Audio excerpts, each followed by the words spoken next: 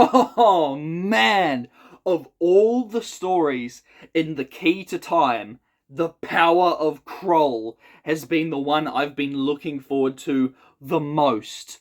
Purely because of that glorious DVD cover.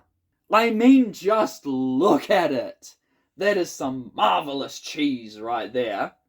But, as I learnt from the Sunmakers, a DVD cover is not necessarily indicative of the story's quality. So, is the power of Kroll as good as the cover suggests?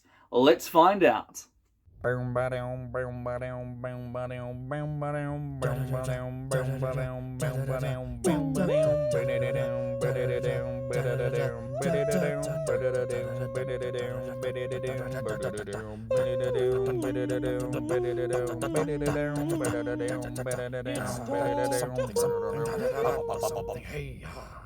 Here we go, another four-parter, this time from the year 1979, the year the original Alien film came out.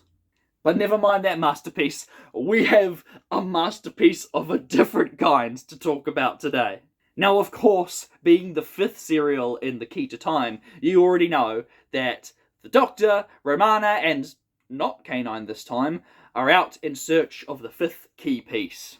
This time, the TARDIS lands in the middle of a boggy swamp. Well, it's more of a marshland, but the locals are callously referred to as swampies by the colonising humans, so I guess I can get away with calling it a swamp. What were you doing in the swamp? What were you doing in the swamp? What are you doing in my swamp? Huh. Swampies, eh? Very threatening. They're basically a primitive tribe of old Grigs. Now, I'm sure there might be one or two of you out there wondering how I personally feel about them, given my over-the-top reaction in my Stones of Blood review to yet another boring cult storyline.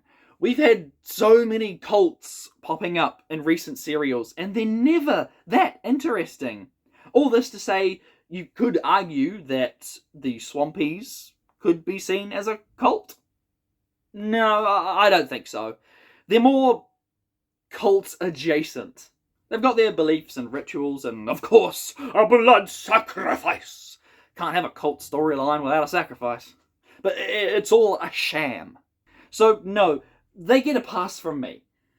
But if I have to hear any more chanting for Kroll, I'm gonna lose it. Alright, there's no beating around the bush with this one. I absolutely adored the power of Kroll. I personally found it to be a perfectly realised story. Every line of dialogue, every character's motivation, decision, and deduction was all so well thought out and brilliantly executed.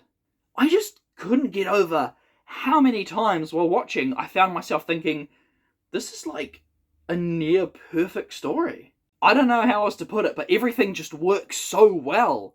The way all the elements come together is just really good. It felt like I was watching premiere television from modern times instead of a campy sci-fi show from the late 70s. I could ramble about it for ages and still not be able to articulate what I'm trying to say, but this is now one of my, not necessarily favourites, but one of the few classic Doctor Who serials that I would personally recommend to anyone wanting to give the show a shot for the first time. The Dalek Invasion of Earth, Tomb of the Cybermen, and the power of Kroll. As for the titular namesake, Kroll is so cool.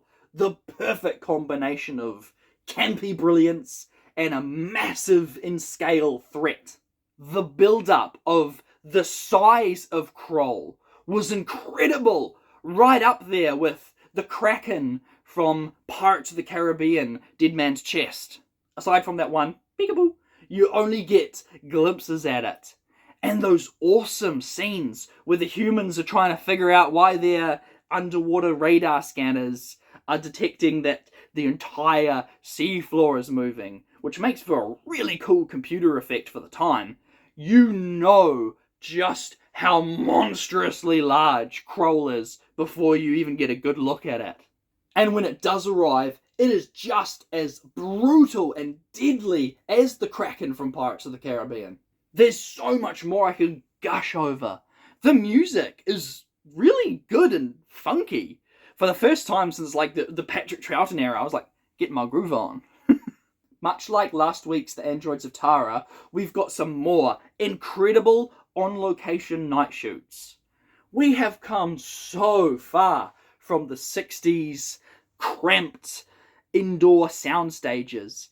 Now we've got a dozen or so actors, many of whom are painted green from head to toe, running around the swampland in the middle of the night. Superb! The effort it must have taken to film this serial is just unfathomable. You've got boat chases, a giant monster, actors running around in water and mud. Heck, I cannot begin to imagine how arduous of a task it must have been to set up the TARDIS in the middle of all that tall grass just for one awesome shot at the beginning. And yes, I would be remiss if I didn't mention the biggest piece of trivia for this serial.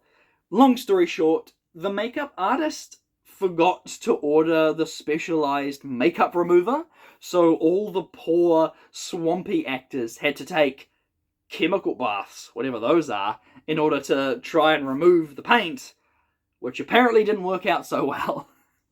So can you imagine these poor people just having to go about their weekly lives, you know, going to your day job, hitting up the supermarket while your skin is still slightly stained green? Oh, and I suppose the other big bit of trivia is that K9's voice actor, John Leeson, appears for the first and only time in the show as an actual character, and not just the voice of a robot dog. And he's a really good character too, with an absolute gut punch of an outcome. In fact, all of the characters are fully fleshed out and performed brilliantly by their respective actors.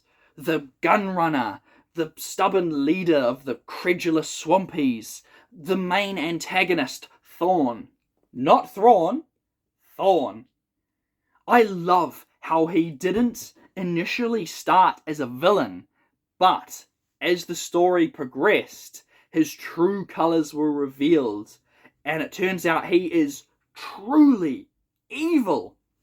Honestly, I am so pleased this serial lived up to my expectations of being a fun, campy adventure. I mean, just look at this cheese. What are you doing, Doctor? New Time Lord ability unlocked. Pitch shifting your voice to shatter glass. Yes, Kroll looks silly by today's standards, but the story and everything else holds up immeasurably. The only thing I have to question is the ending, which is a pretty major spoiler, so if you want to skip past it, feel free to go to this point in the video here.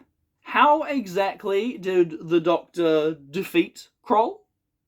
He literally pokes it with his key to time detector wand, and then Kroll literally goes poof, and now the Doctor's got the fifth key to time skewered on the end of his detector thingy like a kebab. How does that work? I guess the technical explanation is that Kroll split into hundreds of regular-sized giant squid off-screen. Cellular regeneration or something. Okay. Well, I can overlook that bit of sci-fi mumbo-jumbo in an otherwise perfect serial. To me. Perfect. To me. Highly subjective.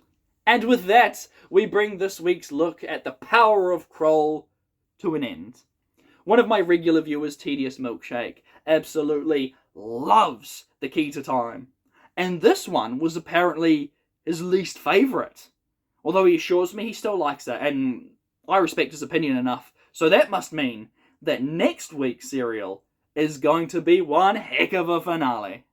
But before I go, somebody should probably let Romana know that her hair's on fire. You don't feel that? Okay. Thank you so much for watching. Thank you for the comments week after week that I take so long to respond to. I really appreciate it. Tune in next week while we bring the Key to Time saga to a close with the Armageddon Factor. Is that who I think it is?